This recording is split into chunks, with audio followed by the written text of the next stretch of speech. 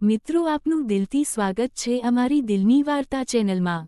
આજે અમે તમારા માટે એવી અદ્ભુત અને રહસ્યમય સ્ટોરી લઈને આવ્યા છીએ જેને સાંભળીને તમે ખરેખર ચોંકી જશો। આ વાર્તા મારી અને મારા વેવાણ વચ્ચે બનેલી। એક દિવસ મને મારા વેવાઈનો ફોન આવ્યો અને તેમણે કહ્યું કે તેઓ અને તેમના પત્ની કોઈ કામ માટે શહેરમાં આવી રહ્યા હતા। આ સમાચાર સાંભળીને મારી માતા ખૂબ જ ખુશ થઈ, પણ હું ફક્ત મારી વેવાણ માટે ખુશ હતો। મેં તરત જ મારી વેવાણને મેસેજ કર્યો અને ત્યારથી ફક્ત દિલવાળો લોક આવ્યો। હું આનાથી ખુશ હતો। પછી તે દિવસ પણ આવ્યો જ્યારે મારા વેવાઈ અને વેવાણ મારા ઘરે આવ્યા। માતા બંનેને જોઈને ખૂબ ખુશ થઈ, પણ હું મારી વેવાણને જોઈને ખુશ થઈ ગયો। તેઓ બંને થોડીવાર બેઠા હતા। મિત્રો, આ વેવાઈ વેવાણ મારા મોટાભાઈના સાસુ સસરા હતા અને મોટાભાઈ કામ માટે બીજા શહેરમાં જ રહે છે। ત્યારે અચાનક મારી મમ્મી, પપ્પા અને વેવાઈ વેવાણને કહ્યું, ચાલો નજીકના મંદિરે જઈ આવીએ। તો વેવાણે કહ્યું, તમે લોકો જઈ આવો, હું થાકી ગઈ છું। મને તેમની સાથે આવવાનું કહ્યું। મેં કહ્યું, તમે બધા જઈ આવો, મારે થોડું કામ છે। વેવાઈએ કહ્યું, ઠીક છે, તમારી વેવાણ પણ ત્યાં સુધીમાં ઘરે આરામ કરશે। પછી બધા ઘરની બહાર નીકળી ગયા। તેઓ જતાની સાથે જ વેવાણે કહ્યું, હું સ્નાન કરીશ। મેં તેની તરફ પ્રેમથી જોયું અને કહ્યું, ઠીક છે, ચાલો હું તમને વોશરૂમ બતાવું છું।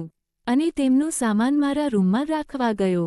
વેવાણ મારી પાછળ આવીને કહ્યું, મારે મારા બેગમાંથી કપડાં કાઢવા પડશે। મેં તરત જ ઘરનો મુખ્ય દરવાજો બંધ કરી દીધો। પછી મારા રૂમનો દરવાજો બંધ કરી દીધો, જેથી કોઈ આવે તો પણ અમને બંનેને સ્વસ્થ થવાની તક મળી। મેં મારી વેવાણને ગળે લગાવી અને મેં તરત જ જોયું। તેણીએ કહ્યું, મેં તમને મળવાની આશામાં બધું તૈયાર કર્યું છે। આજે 2 વર્ષ પછી પણ વેવાણ સ્વર્ગમાંથી આવેલા દેવદૂત જેવી દેખાતી હતી। પછી તે નાહવા ગયા અને અમે બંને આમ જ વાતો કરતા રહ્યા જ્યાં સુધી બધા આવ્યા ત્યાં સુધી। થોડીવાર પછી તે લોકો પણ આવ્યા। પછી આખા પરિવાર સાથે રાત્રિભોજન કર્યું અને આવી ઘણી બધી વાતો બની। પછી વેવાઈએ મને કહ્યું કે તેમને મારે એક મિત્રને વ્યવસાયના સંબંધમાં મળવાનું છે। તમે તમારી વેવાણને શહેરમાં લઈ જાઓ। મેં કહ્યું, ઠીક છે। મેં મારી માતાને પૂછ્યું તો તેમણે કહ્યું કે સાંજે સમાજના કાર્યક્રમ છે, હું ત્યાં જઈશ। તું તેમને ફરવા લઈ જા। મેં કહ્યું, ઠીક છે। હવે સાંજે હું અને તે બંને તૈયાર થઈને બહાર જવા લાગ્યા ત્યારે હું તેમને જોઈ રહ્યો। વેવાણે બ્લુ કલરની સાડી અને પિંક કલરનું બ્લાઉઝ પહેર્યું હતું। આજે પહેલીવાર મેં વેવાણને મસ્ત જોઈ। પછી અમે બંને ફરવા જવા લાગ્યા। આ પછી અમે બંને પ્રેમ વિશે વાતો કરતા રહ્યા। હું તેને શહેરમાં થોડી ફરવા લઈ ગયો। પછી મારું ફિલ્મ જોવાનું મન થયું, તેથી અમે બંને ફિલ્મ જોવા ગયા। ફિલ્મ ખૂબ બોગસ હતી, પણ તેમની સાથે ફિલ્મ જોવાનો અનુભવ ખૂબ સરસ હતો। મેં આખી ફિલ્મ દરમિયાન તેમના હાથ પકડી રાખ્યો અને તેમણે પણ પોતાનો હાથ છોડવાનો પ્રયાસ કર્યો નહીં। ફિલ્મ પૂરી થયા પછી અમે બંને મોલમાં આવ્યા અને અમે થોડી ખરીદી કરી। તેમણે મને પૂછ્યું કે તે શું ખરીદ્યું છે? મેં કહ્યું કે મેં કંઈ ખાસ ખરીદ્યું નથી, પણ અત્યારે નહીં, આપણે રૂમમાં જઈશું પછી કહીશ। હવે તે કુતૂહલથી મારી સામે જોવા લાગી।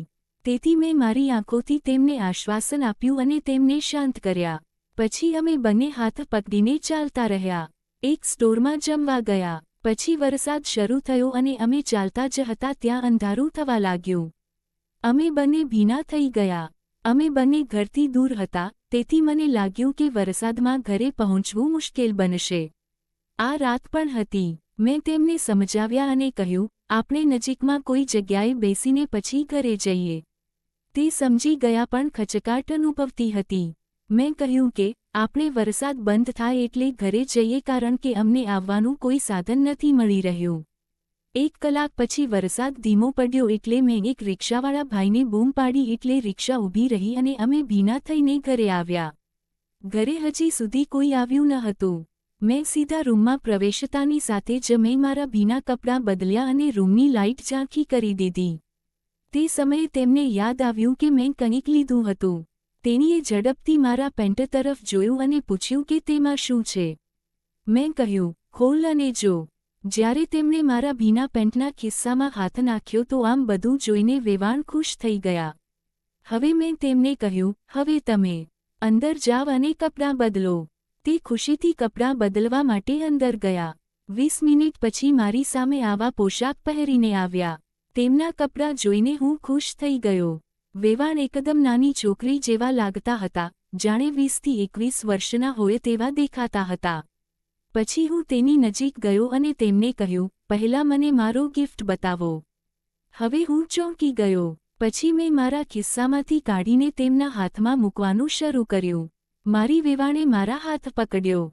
મેં તેની તરફ જોયું અને વેવાણે કહ્યું, હા, નહીં. મને તો તમારી જ વસ્તુ જોઈએ. આટલું કહીને તે હસી પડી.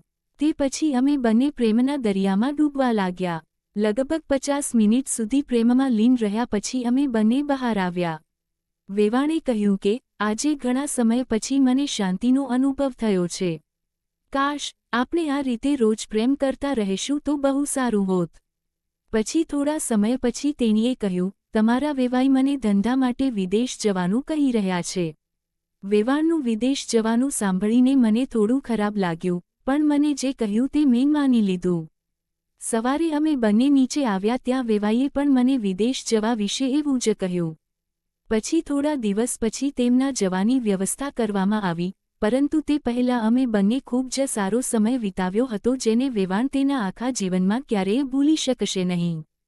હવે વેવાઈ અને વેવાણ બંને વિદેશમાં રહે છે અને હું પણ પરણિત છું, પણ મને હંમેશા મારી વેવાણની યાદ આવે છે અને હું વિચારી રહ્યો છું કે હું તેમને ફરી ક્યારે મળીશ.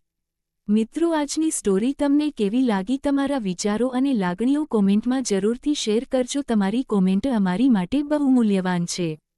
અને હા, જો સ્ટોરી ગમી હોય તો દિલની વાર્તા ચેનલને સબસ્ક્રાઇબ કરીને અમારી સાથે જોડાયેલા રહેજો.